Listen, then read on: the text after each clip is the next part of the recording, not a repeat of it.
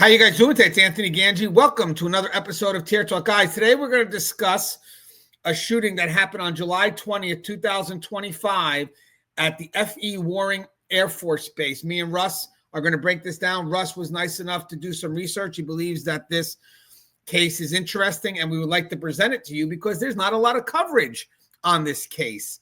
And we're also briefly going to discuss a parallel shooting that also related off grounds to the same Air Force base. So it's going to be an interesting dialogue. We're going to talk not just about the shooting, but there's some little in-depth discussion about some of the guns that are utilized. But this is an interesting story. It's going to cover, sadly, the death of three individuals, if you count the parallel story. And there's deception here. There's just a lot here. Let me get Russ on. Got some videos to show, too. Hey, Russ, what's going on? Hey there, Anthony. Good morning. How are you doing? Good. Hey, Russ, thanks for your suggestion. So we're going to be kind of figuring this out as we go as well, but we do have a lot to showcase, some good questions. But I got to ask you, Russ, what got you interested in this one? Okay, so first of all, part of it is the complexity of what happened, and then the second part of it is if you've been following these stories as they go along, and this is related to a firearms manufacturer named Sig Sauer. It just really kind of, blew up just because of the proportions of the thing. Sig Sauer at one point had got like a $580 million contract from the U.S. military, and there were issues. And so I want to be clear to say, I'm never saying anything definitive here about the firearm because don't want to get in any kind of trouble or anything. But there were reports of a lot of different issues. And because of those issues, this allowed the other thing to happen and unfold in the way it did. And we'll get to that pretty quick here. Yeah, and I wanted to open up with a little, maybe a thing from the news, but I couldn't find it.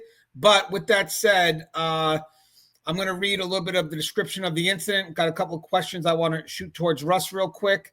And then we're going to talk about the changing story because there was a change in the story. And then we'll talk about the weapon findings, the procedural measures that were taken. I want to talk about a second fatal shooting that happened less than a month later, still connected to this Air Force base. And then we'll talk about the legal proceedings. What were the consequences here? What happened? We'll talk a little bit about the unit, the base, and the mission. And then the last thing is the wider impact. So a lot to cover, but I think we could do it in a reasonable amount of time. So let me just show you a picture of Brayden.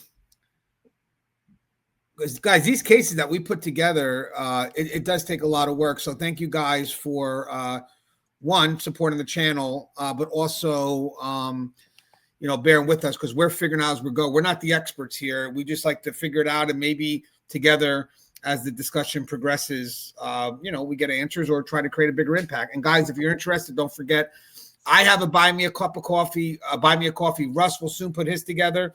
But if you guys like the content, please, you could buy me a coffee. I don't monetize YouTube, so I could say what I want, but the buy me a coffee does help for supplemental income. And I have a description to that in the video here. I have a link to that in the description of the video here, as well as a link on the center of my page. Okay, so let me so about 1:30 a.m. This is what I got. This is Brayden Lovan, right? Lovan. Brayden's Brayden. So about 1:30 a.m. on July 20, 2025, a quiet Wyoming night turned tragic inside one of the America's most secure military installations. I have a picture of that, a few of them. Let me show you some of these. So that's F.E. Waring. There's let's see, got another view here. So this is a military base. And there's another, that's something that's for later. All right, so the ones I have are nope, that's for later too. Sorry guys. So this is the base. This is the two pictures I have of the base. Okay, so let's see. So this happened in America's most secure military installation. Airman Brayden Tyriq Lovan, as we showed, just 21 years old from Greenville, Kentucky, was fatally shot while on duty inside the weapons storage area at F.E. Waring Air Force Base, home of the 90th Missile Wing and one of the few facilities that guard and maintain nuclear warheads. That's very important. Lovan served with the 90th Security Forces Group assigned to the 90th Security Forces Squadron as a remote targeting engagement system operator. That's his title, remote targeting engagement system operator. That's an elite position tasked with protecting high-value nuclear assets and responding to any possible threat within the missile field complex. His job demanded vigilance, composure, and absolute discipline. In an article I read, there was a gentleman, Colonel Jeremy Shepard, commander of the 90th Missile Wing. When they went through the loss, he stated to the papers or to the media, "Our hearts are heavy with the loss of Airman Lovan. We mourn the loss of a valued defender, teammate, and friend." Lovan had entered active duty in November of 2023, arriving at F.E. Warren just 2 months before the shooting. He was described by colleagues as disciplined, athletic, and committed to his mission. A young man proud to wear the Defender badge that symbolized his role in safeguarding part of America's nuclear deterrent. What made the tragedy even more unsettling was where it happened. Deep inside a nuclear weapons facility, a place where every movement, conversation, and command is supposed to be tightly controlled, logged, and monitored. These are the areas where safety protocols are rigid and accountability is absolute. Yet somehow, a young airman lost his life within that zone, and to this day, the Air Force has not publicly confirmed whether surveillance footage exists or whether that footage will ever be released.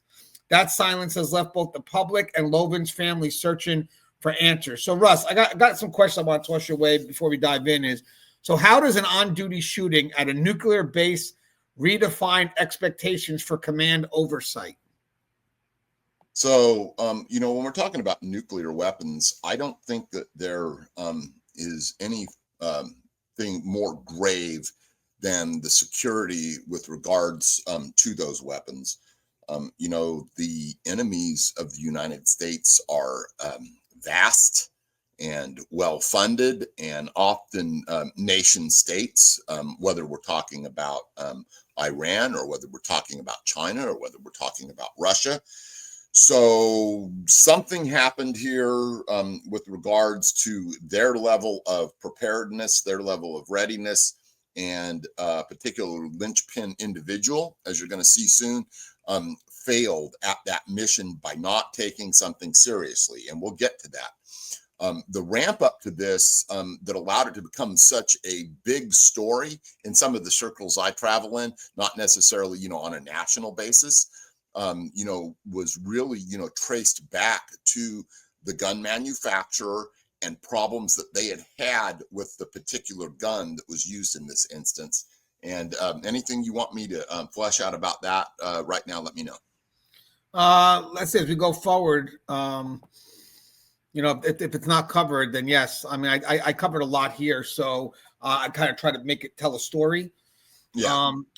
For me, Russ, the only thing I would add on that, because you kind of pretty much painted the picture, is that, obviously we expect a lot from those in those types of positions. You figured, being an airman, there's a filter there, right? You're not just taking someone right from the streets. I mean, they're going through training. The big thing is about obedience. You are in charge or overseeing one of the most secured sites in the nation. So you would figure that there wouldn't really be people playing around in these areas. You would assume. Right. It should be mission oriented from bookend to bookend, if you will.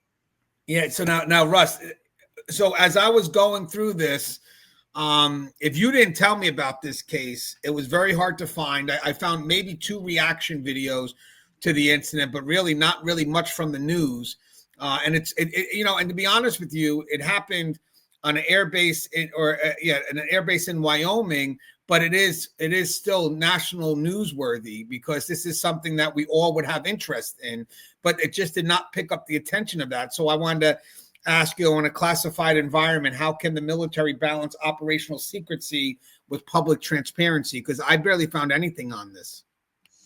Yeah, I think that what the military will probably do and has done up to this point, actually, I would say to their credit, is they did release what some of the findings were.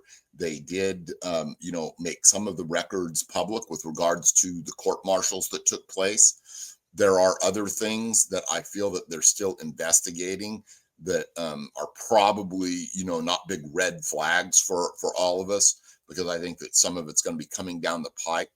But I think that we just kind of have to see. But the real whole encapsulation of this story is everything that went on before with the Sig Sauer P320 and the M18 and the M17 military variants of that, and the attempt at covering up what actually happened here.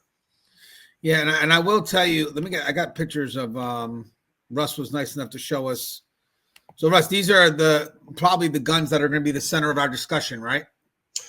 Yeah, especially the M17 and the M18. Really, there's a civilian variant that maybe we can pull up. That's the P320.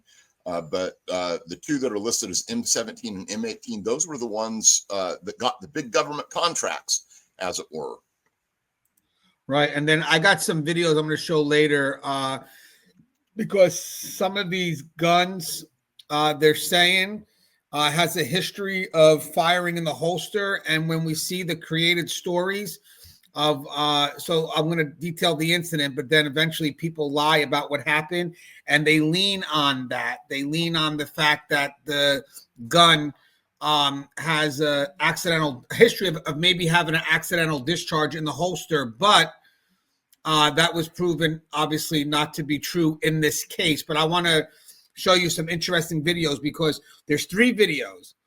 One video is about 4 or 5 months before the incident, and it's about gun safety. It's about the accidental discharges. And then after this incident occurred, they did 2 quick follow-up videos, and I guess kind of maybe more to push their message about gun safety. In my mind, I think that's what they were trying to do. But let me go ahead and tell you guys more about this incident. So again, we're talking about the tragic death of Brayden Lovan.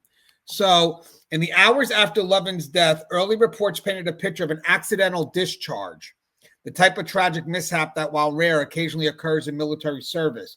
The weapon was identified as a Sig Sauer M18. So Russ, that's the gun. Hey, Russ, outside of that, do you have a picture of maybe someone holding that gun so we can kind of see it? Sure. Because that's a good picture here too, but I would love to see the size of that if you have it. And I appreciate you. I'll still read through a little bit so we can move through. Okay. So the weapon was identified as a Sig Sauer M18, the standard sidearm issued to Air Force security forces. Initial witness statements claim that the gun fired while being removed from its holster. Initial witness statements claim that the gun fired while being removed from its holster, or possibly after a belt brushed against the trigger during a shift change. But the investigation by the Air Force Office of Special Investigations quickly uncovered something far more troubling. So 2 of Lovan's fellow defenders, so we have Airman First Class A1C Sabjat Badesha and A1C Matthew Rodriguez, have provided false accounts. The truth revealed later through forensic analysis and sworn testimony was that A1C Marcus White Allen, and this is him right now, this is Marcus White Allen, had pointed his weapon directly at Lovan's chest as a joke. So in that moment of carelessness, the gun discharged. White Allen then reportedly instructed both witnesses to lie, to say it was an accident, to say the gun went off in the holster. To be more specific, he says something where the gun went off as it was slammed down on a desk and why it was in the holster. Like the belt was slammed down on a desk and then the gun went off. To say it was an accident, to say the gun went off in the holster, AFOSI, so that's the Air Force Special Investigation Division, that reconstruction showed that the weapon was fully functional with no mechanical defect and that White Allen's finger had been the trigger. So it was a reckless act compounded by an attempted cover-up. By early of August 2025, White Allen was arrested. And again, this is him again. White Allen was arrested and charged with involuntary manslaughter, false official statements, and obstruction of justice. Yet before he could face trial, the story took another dark turn. On October 8th of 2025, the gentleman I just showed you, White Allen, was found dead in his dorm room at F.E. Warren. The cause of death has not been released publicly and remains under investigation. A lot of people are thinking he took his own life. His death effectively halted the legal process and left the case without full closure, both for the Air Force and for the Lovan family. The Air Force's first move following the shooting wasn't to make an arrest. It was to suspend the use of all M18 pistols across nuclear mission units. And that decision came within hours and revealed the uncertainty among leadership, a question of whether this was a weapon malfunction or human failure. I just want to mention something. So I saw a few things on this. So real quick. So I did see, again, this is hard to find, so bear with me, but I did see original stories where it went off in the holster accidentally, that the belt with the gun in the holster on the belt slammed on the desk and went off. And then eventually that's the story that everybody was going with because they were pressured by him to go ahead and say that story. And that's the person that later was accused for the involuntary manslaughter. And we'll get to that charge. So that's White Allen. But as they did the reconstruction, now I don't know if there's surveillance camera there. That's the one thing, because if there was surveillance cameras, you would definitely see the discrepancy. And I believe maybe there wasn't surveillance cameras because that's why White Allen decided to create this story, because maybe it's such a secured area. They don't have cameras there. I don't know. But if this was all under cameras, he wouldn't be creating a story. I believe that would be so far from the truth. Plus, if there were cameras there, the instant reaction from leadership to pull the guns probably wouldn't have occurred because they could easily have seen what really happened, that this was a human error maybe, or a human mistake, as opposed to something that was functional on the weapon. But because they didn't know that at first, and they went by the original reports, I was actually very happy with, I mean, again, I'm on the administrative side, the initial reaction within a couple of hours until we could look into this further. Let's pull the guns because that really is safety for staff. But with that said, they said during the reconstruction, from what I read, the way the original story was explained, when the gun slammed down with the belt and with the gun in the holster slammed down with the belt, it would have shot upwards at his chest. And that they said when they kind of looked at how he was shot directly.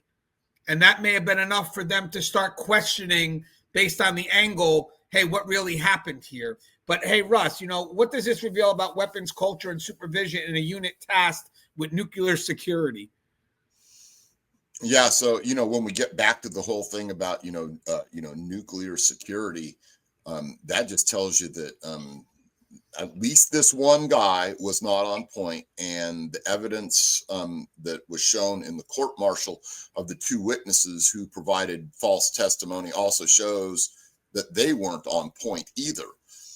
So we don't have the original victim's statement because he died, and so I think that this calls into question really the security of that entire unit.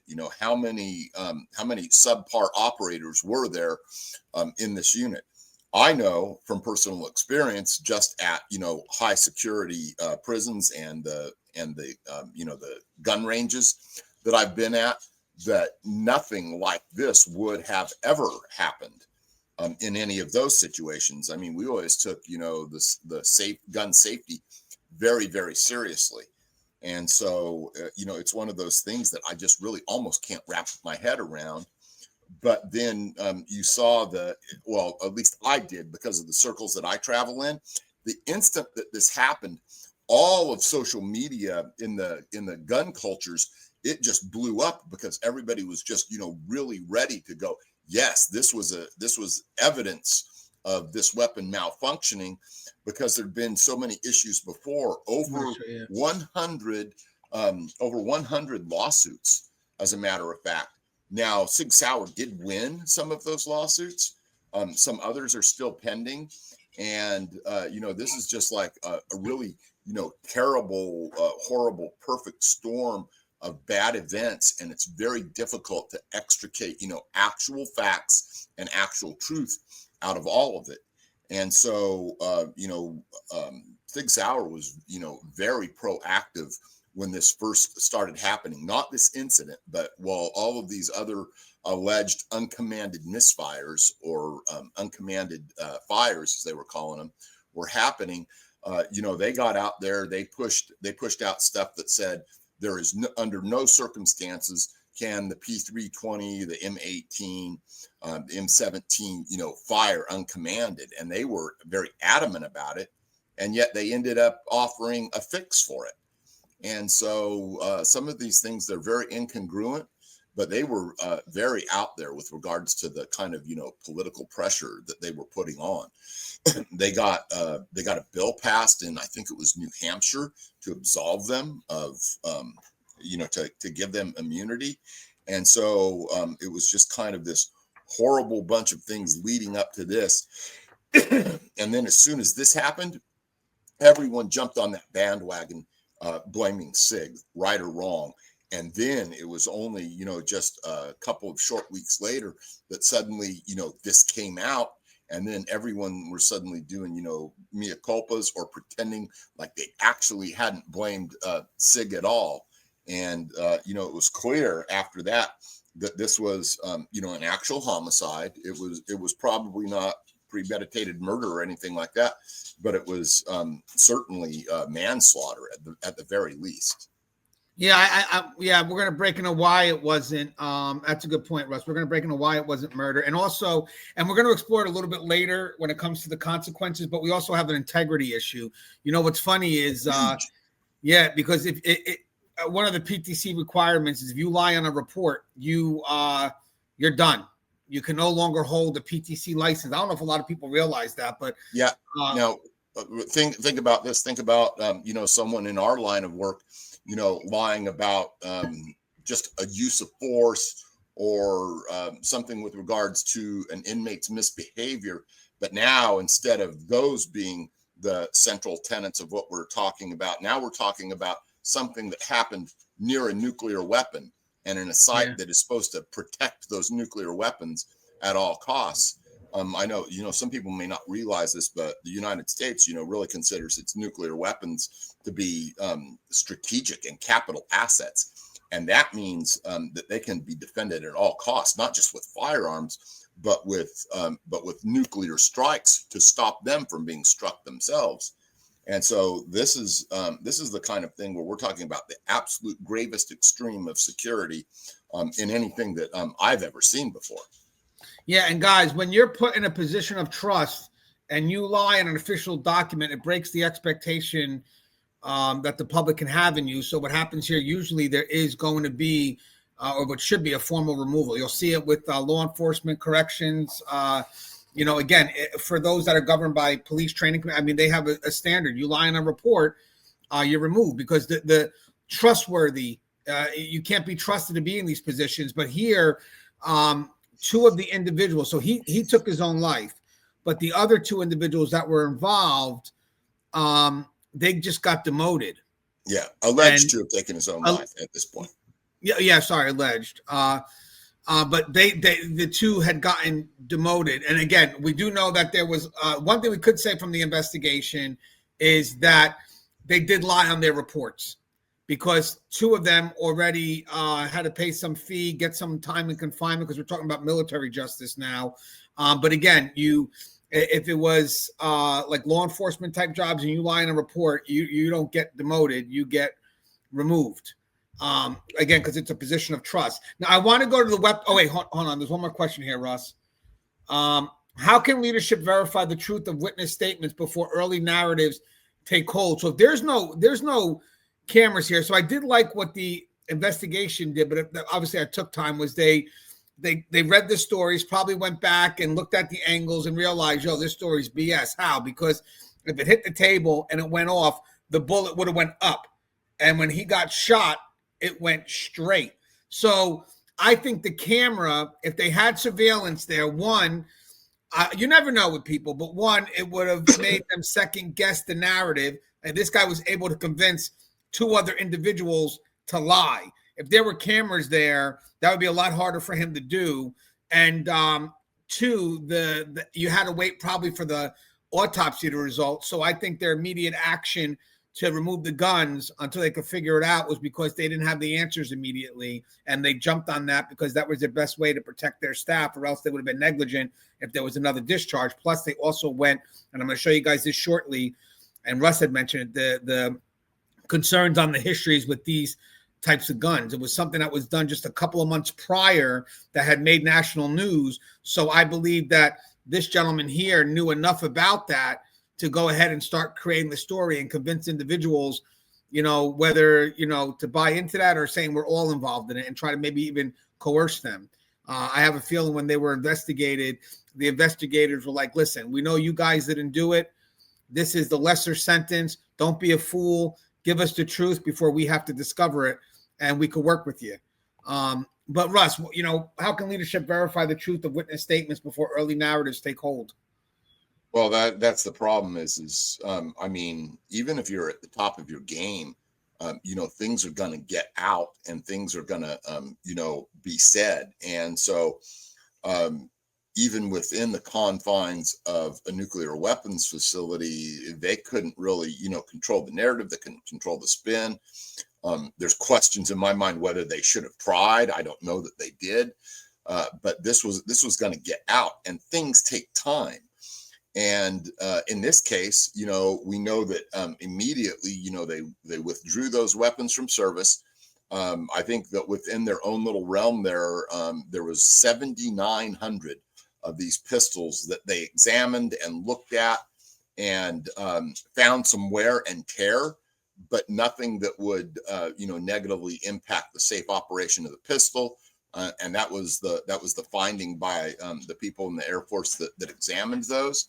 And so this was all stuff that took time. And so it was several weeks before they announced, these charges of manslaughter against this young airman.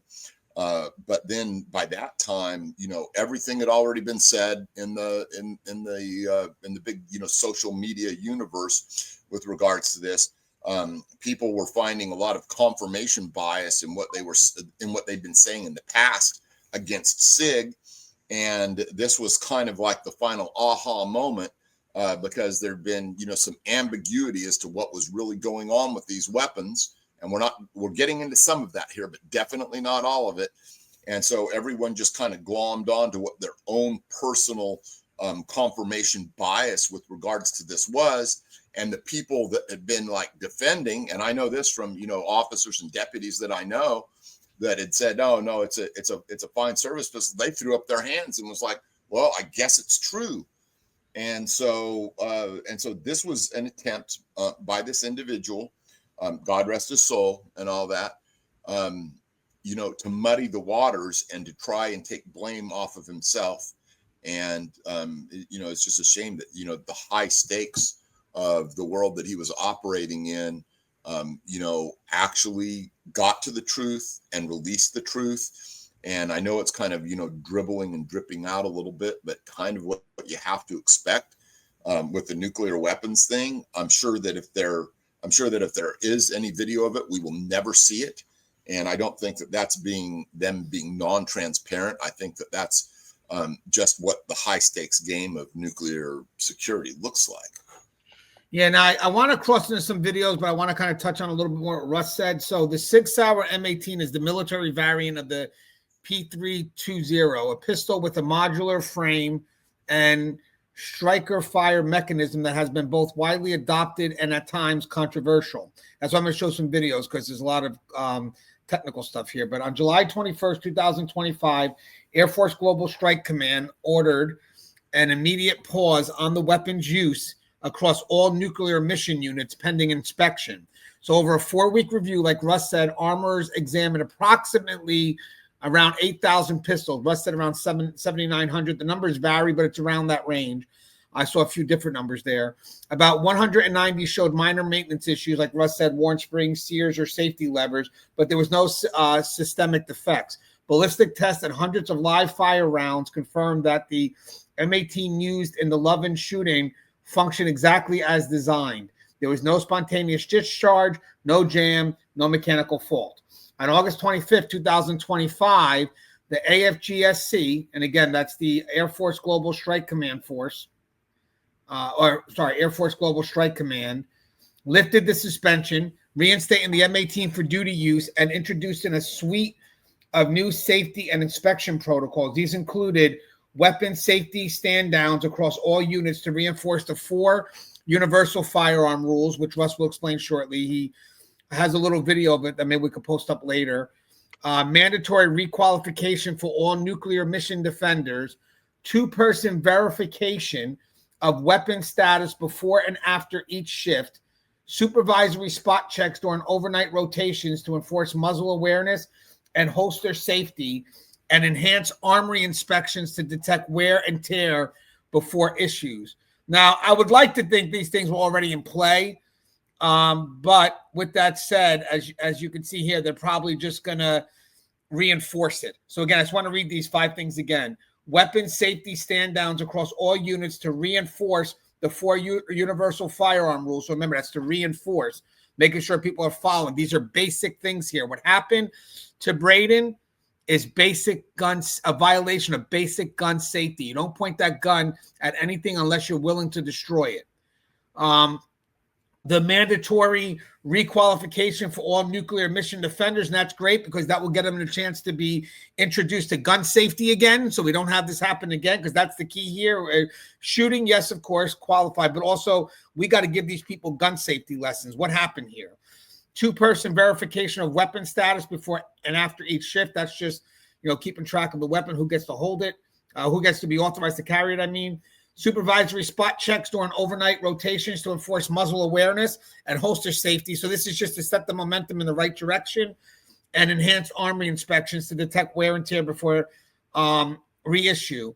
If the M18 had been found defective, the fallout would have been immense. A confirmed malfunction could have triggered recalls, halted procurements, and jeopardized Sig Sauer's broader military contracts, potentially worth hundreds of millions. It might have also prompted a Department of Defense Inspector General investigation into how a defective firearm ended up in nuclear security operations. Instead, the weapon passed every test, and that shifted the focus entirely from equipment failure to culture failure. The question became not what malfunctioned, but who failed to uphold the discipline this mission demands. So, guys, after further reading this, that's also another thing that obviously made things turn around, was the fact that probably this would be the primary thing. Hey, this gun didn't malfunction. It doesn't look like it malfunctioned. So we got to go back and start interviewing these guys again and get the truth. And maybe that's what caused them to kind of check on those different things. Because to be honest with you, everything in the middle, from when the investigators started to when there was a turnaround in those reports, and not a lot of people know. So the assumption I had was pretty much that they kind of also looked at the angle of the shot, which would be a little bit different. And then also they tested the weapon as well and realized that the weapon didn't malfunction. Now, Russ, I got some videos I want to show you that really kind of spell this out. So this one is the oldest. This would have been done before the incident, about 3 months or 4 months before the incident. So let me just say something. Yeah, go ahead, because I got to set it up anyway. So there were some early on issues, supposedly with what they called, drop fires, and the drop fires are a separate issue from the uncommanded firings, which were just spontaneous and not caused by any bumping. It certainly appeared at one point that all of those things had been ironed out with regards to the drop fires. And then along came these, supposed or alleged, whatever we want to call them, uncommanded firings. And so that became a whole new separate, circus for everything that was going on. Right. And I want to say, when we say uncommanded, what we're saying about uncommanded is it's not being, the finger's not pulling the trigger. Correct, Russ? Correct. Or nothing is pulling the trigger, because there's certainly instances that Stig pointed to, correctly or incorrectly, with regards to issues with holsters, things becoming trapped inside the trigger guard and things like that. Not going into all of, whether that did or did not happen. But that would not be an uncommanded firing. That would be an issue with regards to something exterior causing that. What they were specifically talking about with the uncommanded firings was just a firearm that was in the locked, loaded, ready position and just going off spontaneously. Right now, Russ, you can see the video here, right? I cannot. Yes, now I can. You can? Okay, so hold on. All right, so here we go. On the range at the Washington State Criminal Justice Training Center. 3 left side, 3 right side. Recruits hired by police departments from all over the state learn how to use firearms. Preferably the same firearm they'll carry while on duty after they're sworn in as police officers. But now, police agencies that issue this gun, the Sig Sauer P320, will have to accept a substitute for training purposes. Executive Director Monica Alexander permanently banned the use of the P320 on training commission premises. So we will no longer have that firearm on our campus. It could hurt someone, it could kill someone, and we are very concerned about keeping our officers and our instructors safe. What the hell? The P320 has been blamed in dozens of cases nationwide in which police officers were struck or nearly hit by rounds that were fired even when the gun was holstered. Virginia Deputy Marcy Vadnais' career ended when her holstered P320 fired into her leg. 100%, this needs to be banned. This gun needs to be recalled across the country, not even just Washington State. This gun needs to be taken off the market altogether. As the King 5 investigators reported earlier this month, this is the video that stoked the training center's concern about the gun. At its Spokane facility, a recruit's P320 fired, narrowly missing the recruit and instructor standing next to him. The recruit's trigger finger was not on the trigger or in the trigger guard, according to the seasoned instructor. The Training Commission temporarily barred the P320 after that incident in October, while a task force studied the issue. Now the ban is permanent. My position has to be safety, because we know so much now, and if I make a different decision, then I don't feel like I'm being responsible. The ban only applies to Training Commission premises, but already some departments that issue... Hey, Rush, you'd have to agree with that, correct, from her position? Yeah, a person like her is getting fed a lot of information, right? And so she's having to, make the decision based on that information that she's given. And, it's really not possible from a position of, power and responsibility and duty like that, to go out and, independently test and review all of these things are coming in. You have to go by, the feed stream that you're living in. And there was enough stuff in this feed stream that a number of, different places ended up restricting this firearm. Southeastern Pennsylvania Transportation Authority pulled it. Milwaukee Police Department pulled it. Dallas Police Department pulled it. Houston Police Department. Other states in Alabama, Connecticut, Florida, Washington State, they pulled it. U.S. Immigration and Customs Enforcement pulled it.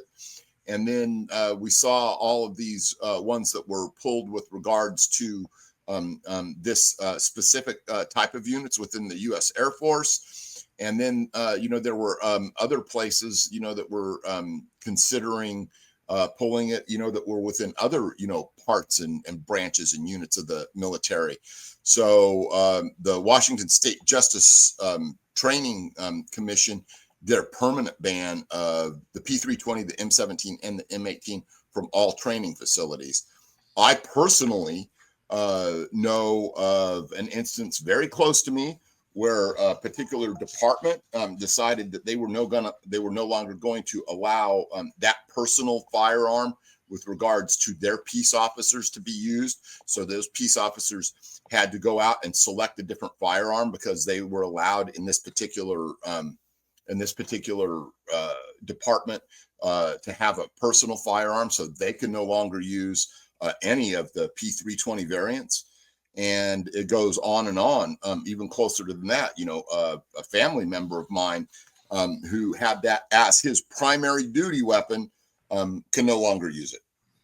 Yeah, see, that's good. And then I just like, I relate to people in management positions who, you got to make the tougher decisions. When the decision comes to the people that are in charge, in charge of the bigger picture, they have to make it on the greater liability. And it's not always the most popular decision, but rather it's the right decision, because they're in a position where they don't make that decision, they can be held liable. All right, let's finish up this video. Hey, Russ, real quick, were you able to see yourself when you were communicating? I just want to make sure you saw yourself on screen. Yes. Okay, good, because my thing did something foolish here. Okay, hold on. Here we go. P320s are making a change. The Kitsap County Sheriff's Office has more than 200 in service. We've already begun our transition away from the Sig Sauer P320.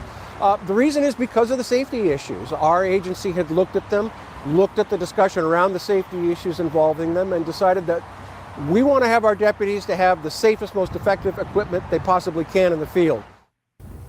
No comment today or any day since we started covering this issue from Sig Sauer, the manufacturer. The company has denied the P320 could be fired without a trigger pull. It's basically saying it's operator error in all these cases. Wow. Chris, are there any departments that are going to continue to use this type of gun?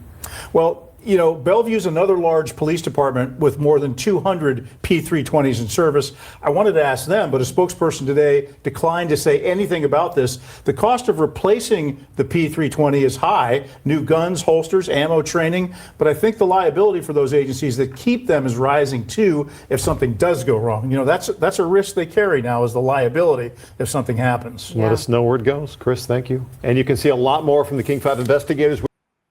All right, so real quick, I have two more videos. The next two are a little bit shorter. Now, remember, when the news gets onto a story, they don't let go, and then sometimes they run on just the inch of information in that direction. And I think when we see this next story, remember, when the incident first occurred on July 20th, the reports were that this was a misfire or an accidental fire. So the news got hold of that, and then they ran this story right after it. I believe this is the one. Let me just double check. I want to get, that's August 1st. It's this one. Gunmaker sue. All right. So this is going to be, let me see. This is July 24th. This is July 24th. So this is actually right after the incident. So watch this, guys. This is before the truth came out. All right, so let me do this. Yeah, Russ, when you have to go, you can go. I can always finish this up, but hold on. I'll let you know. Yeah, okay. Because we still have a little bit more to cover. I got the legal proceedings. I got a couple of things here I have to get out. So that's going to be Gunmakers right here. So this was 3 or 4 days after the incident. Has ordered its personnel to lock up their pistols. They are pausing the use of M18 handguns following the death of an airman at a Wyoming base. King 5 investigator Chris Ingalls has reported extensively on this gun in his series Shooting from the Hip. Chris is here now with the latest. Chris? Yeah, Greg and Jessica, there's a lot happening this week here in Washington and across the country related to our series, Shooting from the Hip. Critics say the Sig Sauer M18 handgun and its civilian variant, the P320, can fire on their own. And tonight we start with questions about whether that might have cost a young service member his life. They fight our battles overseas. We don't expect them to die suddenly here at home. But that's what happened on Warren Air Base in Wyoming this Sunday. 21-year-old Airman Brayden Lovan died of a gunshot wound. In a press release today, Air Force Global Strike Command said the incident involved a firearm discharge that is currently under investigation. But most telling was this directive earlier in the week. All personnel in Air Force Global Strike Command will pause the use of the M18 for safety investigations. So far, the ban isn't Air Force-wide. It affects only Global Strike Command, responsible for the nation's nuclear weapons. Its personnel will carry M4 rifles when needed. The civilian version of Sig Sauer's M18 is the P320 handgun, the only difference being the P320 does not have an external safety switch. In March, Washington's Criminal Justice Training Commission, which trains all police recruits in the state, banned the P320 after reports of uncommanded discharges here in Washington and across the country. A common police weapon, some of these incidents were captured on video. So we will no longer have that firearm on our campus. It could hurt someone, it could kill someone. And we are very concerned about keeping our officers and our instructors safe. Now, the gun's manufacturer, Sig Sauer, has turned both barrels on the Academy's ban. Last month, Sig quietly filed this lawsuit in Thurston County Court, seeking an order that reverses the ban and even bars the Training Academy's executive director from making public statements about the P320. I've carried several types of guns. I know how to handle guns. I did not do this to myself. This gun malfunctioned and it fired while still in the holster. Sig Sauer faces legal troubles of its own, the latest coming from a veteran Houston police officer who today sued the gunmaker, saying his P320 fired from the holster into his leg.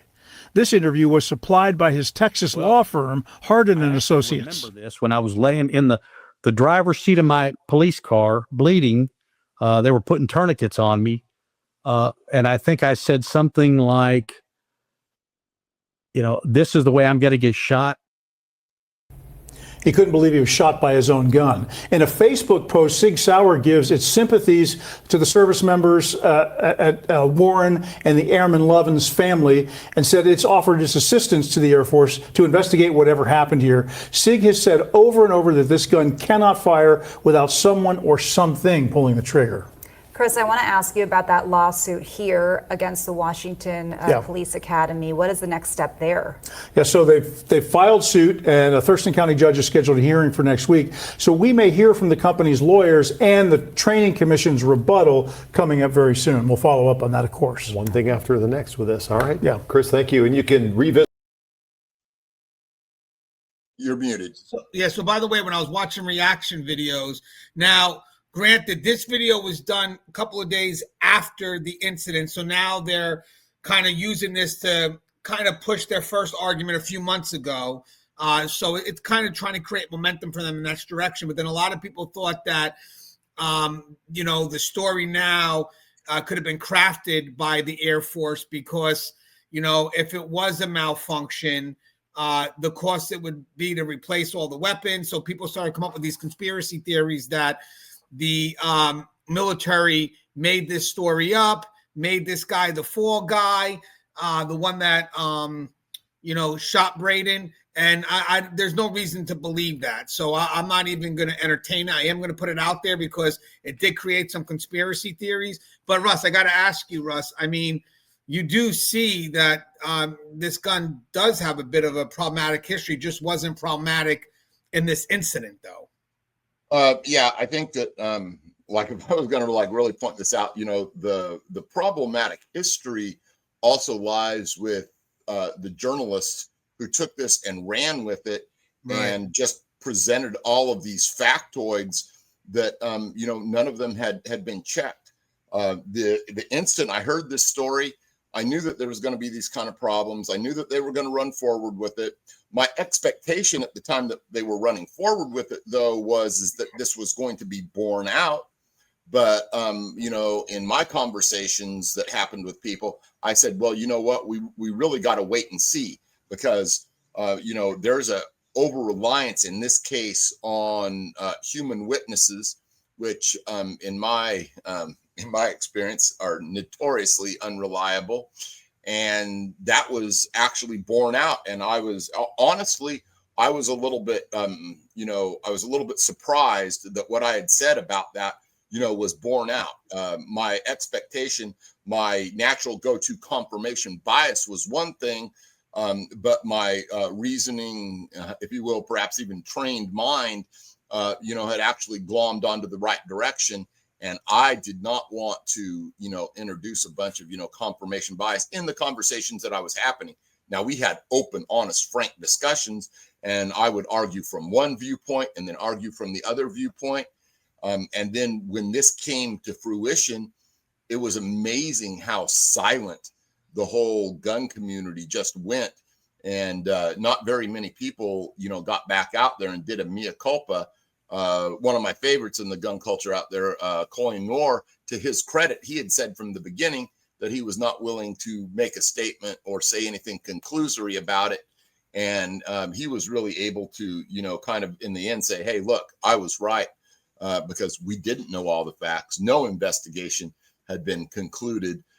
No facts from the initial investigation have been released. And guess what? It turned out not to be what we thought. First thought, wrong in this case. Yeah, you know what? I was looking on the internet to see if I had any follow-ups on this guy. There was one more video I found, which I'll show you, and that's the last video I have. But when this was no longer really connected to the incident at the air base, it would have been great for them to be fair and say, and they could have, I just couldn't find it. Hey, by the way, we did this story. We connected it to the airmen. Be advised, this is what has been discovered allegedly.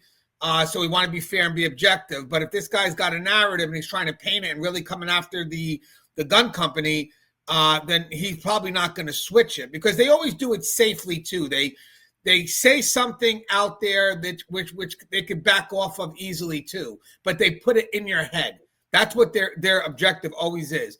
Put something in your head, and then it's so done so tentatively that later on, no matter which way something goes, they could, kind of go with whatever the argument is that challenges what they put out there. But the point is, you still put something out there that puts a bit of a blemish. Now, granted, this company looks like it does have some concerns, but just to be clear, it did not connect to this specific incident. And this is the last video I saw where Sig Sauer wanted to argue the ban, saying that, our guns are still safe. So, of course, they put in a counter lawsuit, and the judge actually denied it. And that's this right here. So, Argued here in Thurston County Court today on behalf of the company's own reputation and in support of local police agencies like Anacortes. This particular firearm is the SIG P320. Straight from the factory and still in the bag. Some of these Sig Sauer model P320 handguns are so new, Anacortes Police Chief Dave Floyd hasn't distributed them to officers yet. But the days are numbered for this gun and the other 30 or so issued to his officers. We're replacing all of our issued firearms for the duty pistol with a different handgun altogether at the cost of about $1,000 per duty gun. The city's investment in Sig Sauers is a total loss. The Washington Criminal Justice Training Commission banned P320s last year after a recruit and instructor said one fired on the range, even though the trigger wasn't pulled. Sir? Similar reported incidents around the country resulted in injuries, and the Air Force is investigating the death of an airman killed 2 weeks ago in an incident involving the military version of the gun. The Anacortes police chief isn't convinced of the danger. I've seen nothing personally that causes me concern, and if it were not for the ban from CJCC, we would not be switching to a different issued firearm. But the ban at the training center, where police recruits are trained and certified, has forced his hand. So what's the total cost? For us, it's going to be about $35,000. This is a motion for stay of agency action. Sig Sauer filed suit in Thurston County, saying the Academy's ban hurts its business and reputation across the country. In this hearing, they asked a judge to order a stay, reversing the Training Commission ban until the full case can be heard. As the manufacturer, this whole decision is about Sig Sauer, its product, its ability to supply law enforcement, the impacts it has on law enforcement. They can't train, they can't certify. Sig Sauer's petition goes so far as to request an order barring the Academy's executive director from making disparaging public comments about the P320. Sig Sauer says the gun won't shoot without a trigger pull and blames operator error. They're not likely to prevail because they cannot show that they have standing. The state attorney general's office defended the ban and said Sig Sauer's business and reputation problems can't be pinned on the training academy alone. There's a great deal of information out there regarding this firearm because of the numerous documented incidences of uncommanded discharges that this firearm has experienced. In a ruling from the bench, Judge Carol Murphy said the gunmaker's petition to reverse the ban missed the target, at least for today. The court is denying the motion for stay. The judge was careful to point out that her decision is based on very limited information, not all the merits in the case, and the case is proceeding. But for now, the State Training Commission's ban of the P320 at its facilities remains in effect. In Olympia, Chris Ingalls, King 5 News. All right, so I know you have to go, Russ. I'll finish off the rest of the show. So if you want to say your goodbyes real quick, I have some. I still got some more stuff to finish off. All right, thanks, guys. All right, Russ. Talk to you later, brother. Hey, so let me get myself back in here. There we go.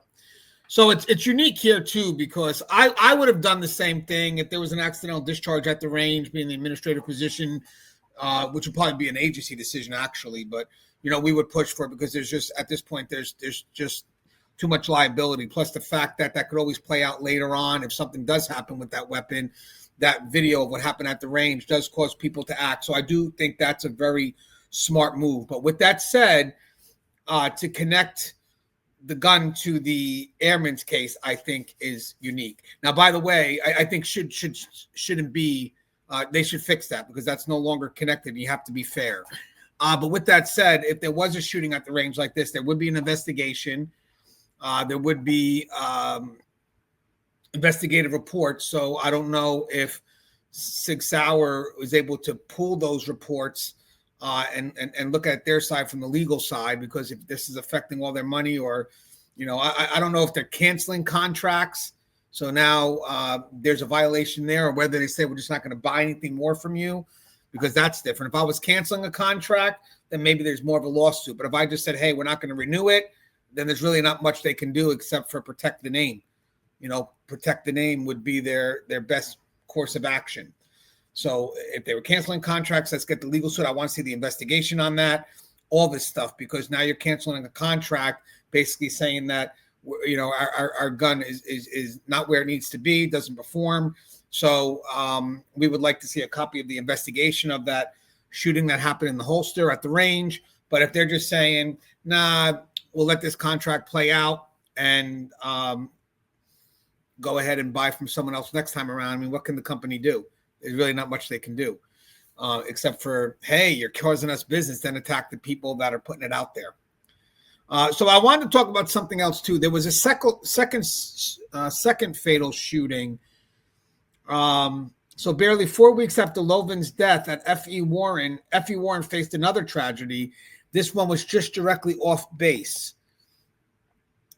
So on August 16, 2025, Senior Airman Joshua Aragon, he's on the right, he was 23, was killed in a Cheyenne apartment near the base. I got pictures of these apartments, actually. That's what I accidentally showed you earlier. So these are the apartments here. So now this is off base. There's a picture of the gentleman by himself. His name is Joshua Aragon. Let's see. So this happened in the Cheyenne apartments near the base. Investigators say Airman First Class Jordan Orr. That's this gentleman that was next to him. There you go. I got another picture by himself. There he is. These are military guys. I mean, you figure they'd be held to the highest level of gun safety. So that's First Class Jordan Orr, age 20, was drinking with other airmen when he picked up an AK-47 rifle, charged it, and fired through a wall, hitting Aragon in the torso. Orr told police he believed the weapon was unloaded. So he was arrested and charged with involuntary manslaughter in Laramie County District Court, where the case the case is still pending right now as of November 2025. The Air Force confirmed that both men were members of the same operational wing responsible for nuclear security, meaning 2 airmen from the same command had died from gunfire within 1 month. For a command built on precision and control, it's a devastating blow. The second shooting exposed deeper issues, not just in on-duty discipline, but in off-duty culture. Alcohol, stress, boredom, and misplaced bravado can become deadly combinations when weapons are present. So again, this is a whole nother. This is now when they're not on duty. So for F.E. Warren's leadership, the Aragon case underscored that reform could not stop at the gates. It had to reach the entire culture surrounding the mission. So now it's about the individuals. So this goes way beyond policy. So I want to talk about the legal proceedings, especially with this gentleman here. He's the one that took the life of Brayden. Took the life of another, as we mentioned before, Brayden Lovan. So in the Lovan case, the Air Force's judicial process unfolded quickly for the two airmen who lied. So A1C, let me see if I got pictures of these guys. So bear with me, because I had it, but for some reason it's not. It didn't show up. Let me see if I have pictures of them. I want to show you guys who they are. So I think this is one of them. So this would be Sarbjot Badesha. So he was one of the ones that may have lied on the reports, as you can see. That's him right there. So he had some consequences. Let's just take a look at what his consequences are. All right, hold on one second. Someone's trying to text me. I want to see what his what happened to him. So let's see. So he pleaded guilty to making a false official statement. He was sentenced to 30 days confinement, reduction to E1. That's a lower rank, and forfeiture of $1,545. A1C, that's another rank. Matthew Rodriguez also pleaded guilty to making a false statement. He received 10 days confinement, 15 days base restriction, reduction to E2, and forfeiture of $500. So he got less. He may have been the one that spoke first, I'm thinking. If they both lied equally, then it's whoever speaks first. Let me see if I can get a picture of him too, just to show you guys. Again, I'm kind of doing this because his name Matthew Rodriguez is a little bit more popular. Yeah, I don't want to take a risk on that one because I don't want to accidentally show you unless it's him. Hold on.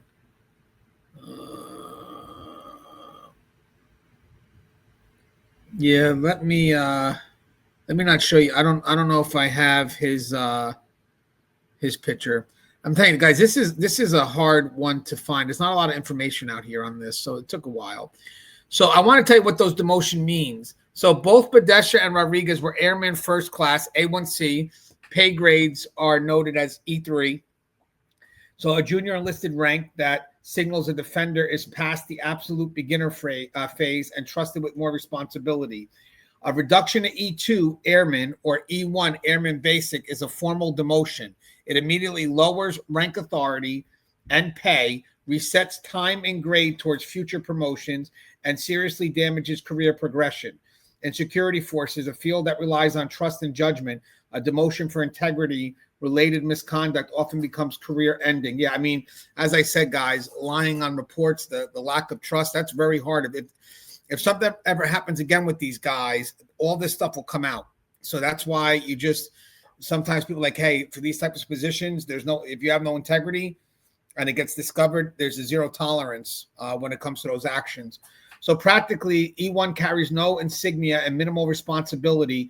E2 is a step above, but still entry level. Dropping from E3 to E1 or E2 signals to the unit that the member has lost the confidence normally required for armed duties.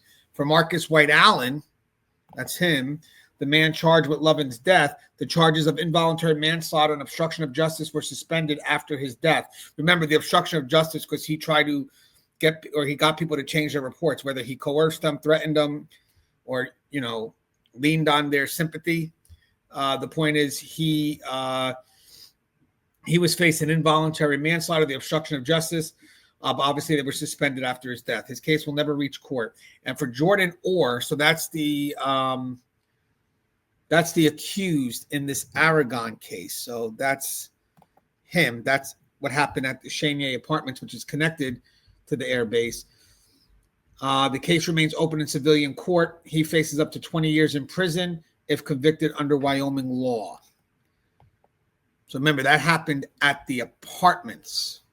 So again, just for clarity, because the Aragon shooting occurred off base at the apartments rather than inside a military installation, the case falls under state jurisdiction, not military. That means it's being handled by Wyoming civilian courts under state criminal law, not by the U.S. military under the Uniform Code of Military Justice. However, the military can still have an interest in the case. For example, if Aragon is an active duty service member, the Air Force could take administrative or disciplinary actions separately, such as discharge proceedings or internal reviews, but those actions are independent of the state criminal trial. So because it happened off base, state civilian jurisdiction applies, and military may still monitor or act administratively, but not lead the authority of or the prosecution.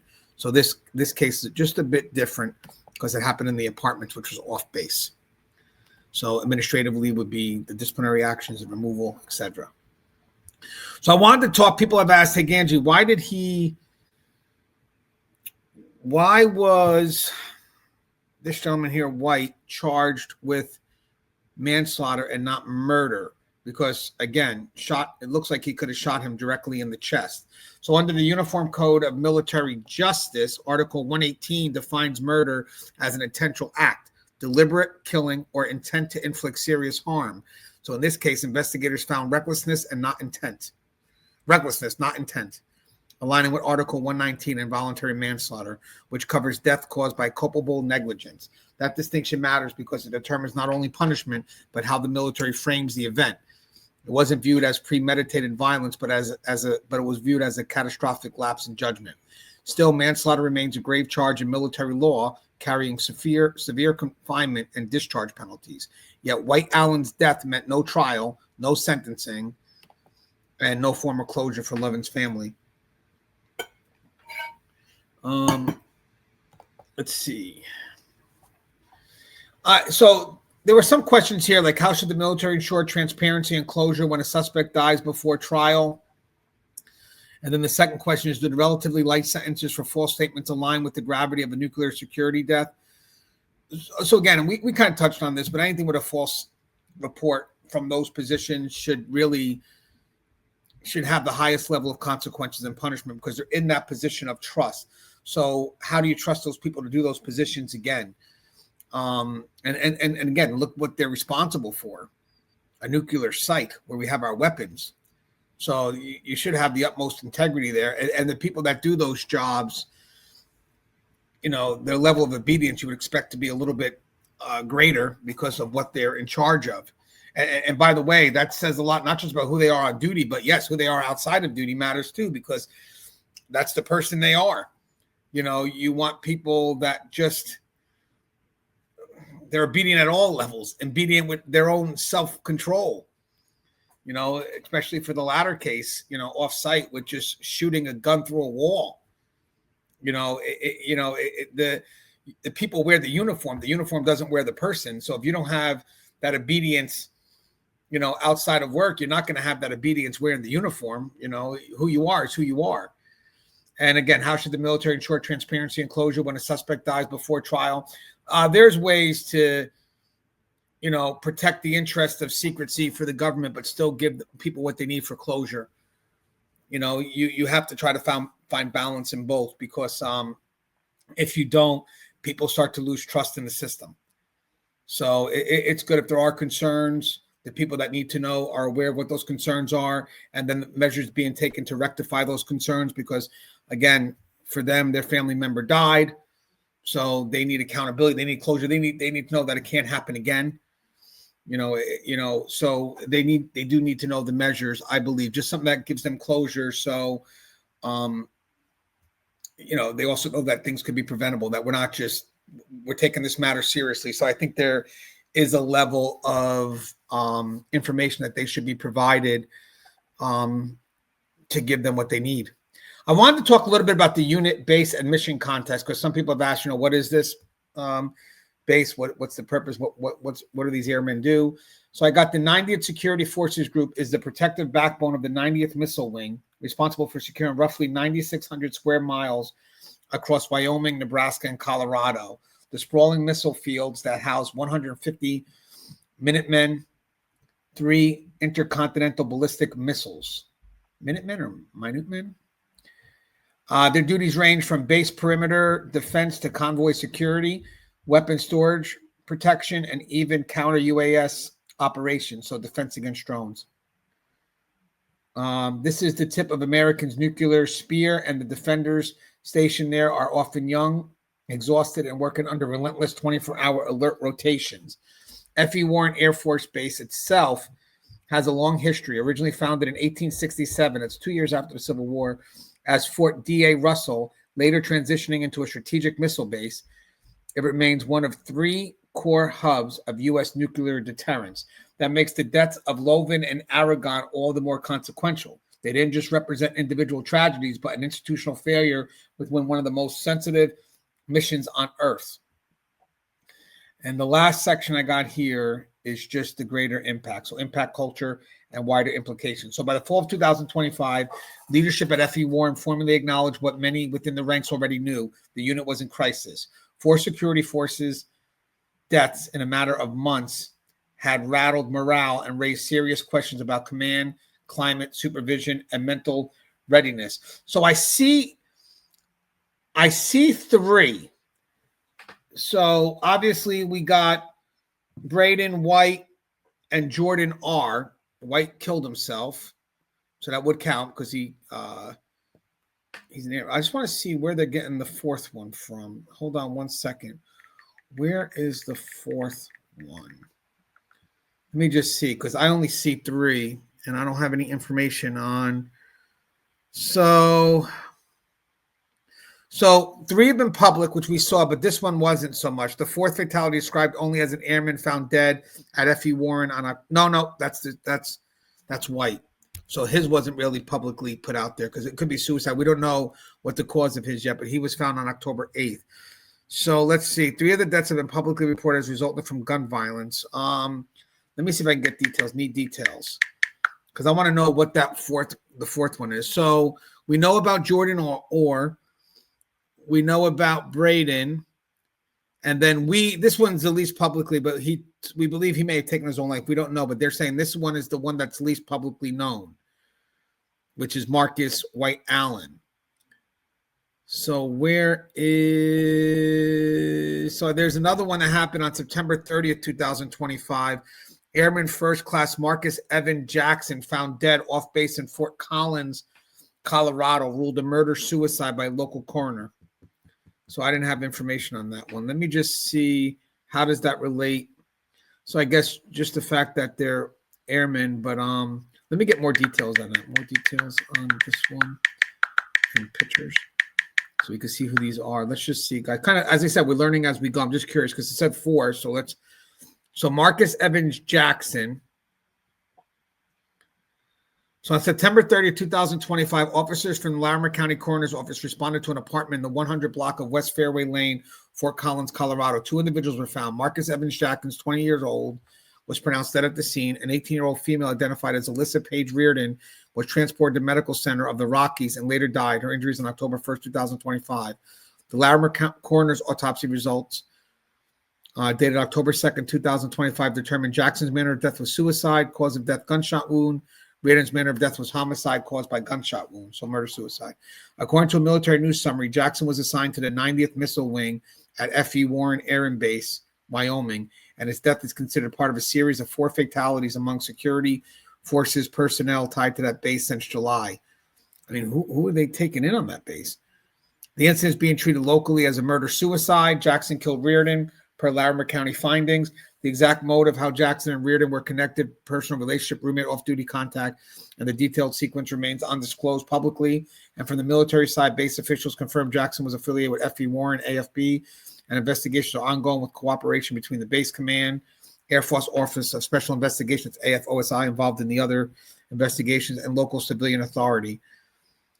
The incident highlights off-duty risk factors for personnel in high-stress positions. So again, that off-duty, we saw that with Aragon's case. While it occurred off-base and under civilian jurisdiction, the affiliation with the Air Force and the cluster of related incidents means base leadership must treat it as force protection and wellness events. So morale, mental health, command climate. And so I mean, let me just see if I have a picture of them. I just want to see, guys, just let me see if there's actually anything on this. hold on. That would even be better. I'm trying to learn how to utilize this, so bear with me. And I love your patience. I want to give you guys all the information I can. So, guys, these are 4 people that are connected to that military base. So you got to ask, maybe they got to relook at who they're taking in. So let me just Google these names here and see if I can find so we got Marcus Jackson. I just want to see Airman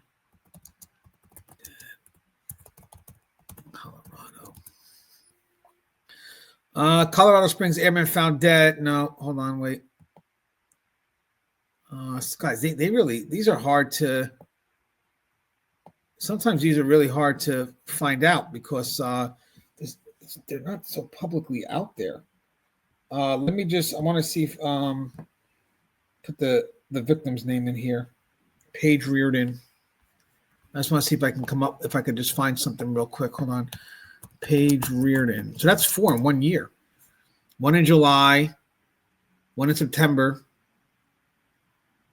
Or no, 1 in July, 1 in August, 1 in September, 1 in October. And I don't I see no videos on this. Let me try just an article. See if I can come up with an article here. Marcus Jackson, Paige Reardon. It's got to be an article.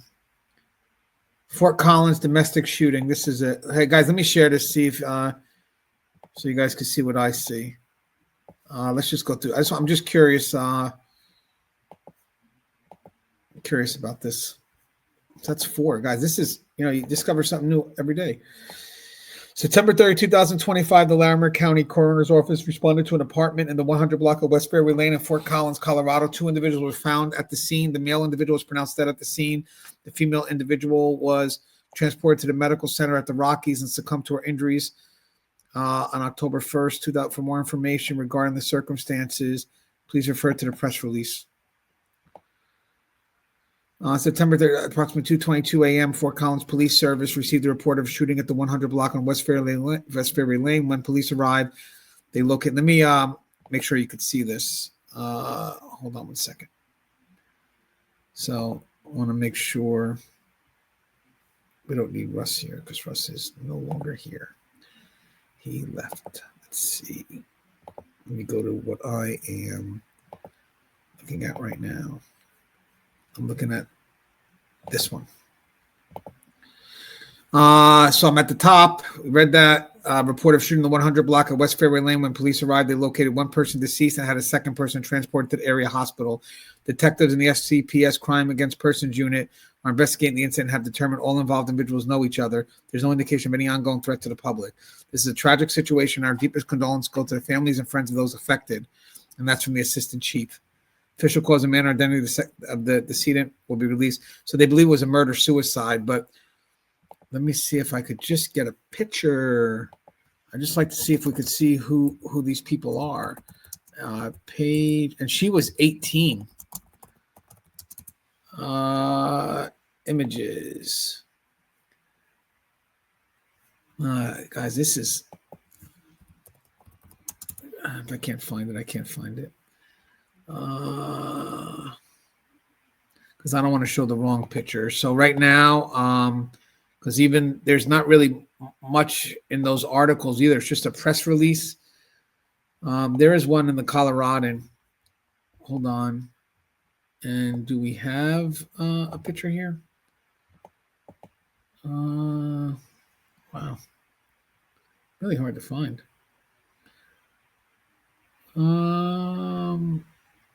Yeah, this, I mean, I can, I'm sure you guys will probably be able to do better than I do. You guys probably are more computer literate than I am, but, yeah, I can, find, and then obviously they did put that, the death did involve, a Warren Airman. Death was ruled a murder-suicide. So that came out Shootout at Fort Collins involving an F.E. Warren Air Force Base airman has been ruled a murder-suicide as an act of domestic violence, according to the Larimer County's coroner office. But again, I still can't get the picture, but this is this notes that it was considered a murder-suicide right up at the top. So that's the 4. So guys, I mean, think about that. What's the criteria here for taking some of these individuals? Several cultural factors emerged. So this is what is the greater impact. So erosion of discipline, the casual handling of loaded weapons, even as a joke, pointed to a normalization of risk in environments where zero tolerance is the standard, loyalty over integrity. So you have the immediate impulse to protect a peer rather than report the truth, revealed a misplaced sense of brotherhood that undermines accountability. And that's more for the case of Brayden, because of the lying on the reports. And then there's that. And sometimes, guys, I know people think it's about lying and cover. It's more about that social interaction, not wanting to be a social outcast. You know, it's like, oh, we're loyal. You know, that's not really loyalty. It's a loyalty that you think is loyal, but it's really just you know, I don't want to be a social outcast. So if I don't do this, then I'm alone. So for the investigators have to realize who's got that, you know, who they can work with, who they can kind of push to tell the truth. So I think they did very well in getting one of them to crack, which I think is the person that got the lesser sentence and the lesser restitution, or whatever the payment would be, the fine. I think that person spoke. But again, you're lying on a report. I think they should have been removed, not just demoted. I don't know how that works. Stress and monotony, extended shifts, isolation, and repetitive routines in remote missile fields often lead to fatigue, cynicism, and a dangerous blending in humor with hazard. So in the aftermath, the Air Force launched safety stand-downs and command climate reviews, focusing not only on weapons training, but on wellness, leadership presence, and peer accountability. Still, critics argue that cultural change in nuclear security isn't achieved by checklists. It's required sustained leadership and honest confrontation of complacency. And I love that. It's not just about checking the dots. Yeah, we're doing that. We're doing it. Are you? I know you're saying you're doing it, but, you know, quality over checking those dots. So there was like some questions asked. What immediate steps, not years from now, can rebuild discipline and morale? I mean, you always got to create momentum. You know, I think it doesn't hurt to have some level of mental health oversight maybe every 2 years, just to keep people in check. I'm sure they have those trainings, those reminder trainings. I mean, I call them liability trainings, but they're there for a reason. And I think you really should have some level of more oversight from those immediate supervisors. You know, that's the key. You know, you got to have strong oversight for just basics. And for the stuff that happened offsite, I mean, it's still a reflection of who you're taking in. So I think there should be stricter standards, and it should be emphasized of the importance of who you are off and on that uniform. You know, that really matters the most too. Should mental health and fatigue metrics be treated as readiness measures equal to marksmanship? And how do internal deaths at nuclear installations affect public trust in deterrence capabilities? I mean, our biggest concern here is really the type of people that are at these places that we're putting into these uniforms. I mean, they're young. Are they ready for these type of positions? Are they ready to be given these levels of responsibility? I mean, we see that in corrections, right? The workforce is getting younger. The supervisory leadership is getting younger because, believe it or not, these are the people that could eventually get promoted. So you could have a cultural concern where, you know, a job place cultural concern where, you know, these are the people that we have coming in that eventually get promoted, and not because they know the job, but because they have the most time in. So, you know, where's the senior staff? Where's the regulation from people that, you know, have the experience, hold the uniform to the highest level of standards, have built that level of trust? You know, these type of things require zero tolerance to anything that goes against the needed obedience to wear that uniform to get that expected trust. So my concern is, what does this say about the future? You know, who is going to be the ones that are going to be leading these individuals? So there's still some unresolved questions. What were the exact circumstances of Marcus White Allen's death? suicide, accident, or medical emergency. A lot of people in context, because of the time, are thinking it's a suicide, but it hasn't been confirmed. Will the AFOSI, so that's the Air Force Office of Special Investigations, final report be released publicly or remain classified under national security protections? What administrative or supervisory accountability will follow for leadership oversight failures? How is the Lovan family being supported and informed as internal reforms unfold? And was there any video or digital evidence of the incident? And if not, why not in a zone where cameras are expected to be standard? So this case was never about a defective weapon. It was about a defective culture. The Sig Sauer M18 worked as designed. Discipline did not. And for this case, but discipline matters. Inside one of the most secure mission-critical environments in the world, a single lapse of judgment led to a fatal breach of trust. While the Air Force is taking corrective measures, pausing weapons use, I thought that was good. Retraining defenders and revisiting command oversight, the deeper question remains, will these lessons stick or fade once the spotlight dims? True justice for Airman Brayden Lovan. Where is he? Will not come through legal proceedings alone. It will come when transparency, supervision, integrity inside America's nuclear mission match the gravity of the responsibility it carries. Because in this world, a single careless act doesn't just cost a life. It shakes the confidence of a nation. Hope you guys like the content. More to come. As always, guys, if you like it, please, I have donated a cup of coffee. I have the link in the description to this video, also on top. I appreciate it. And as always, guys, stay safe.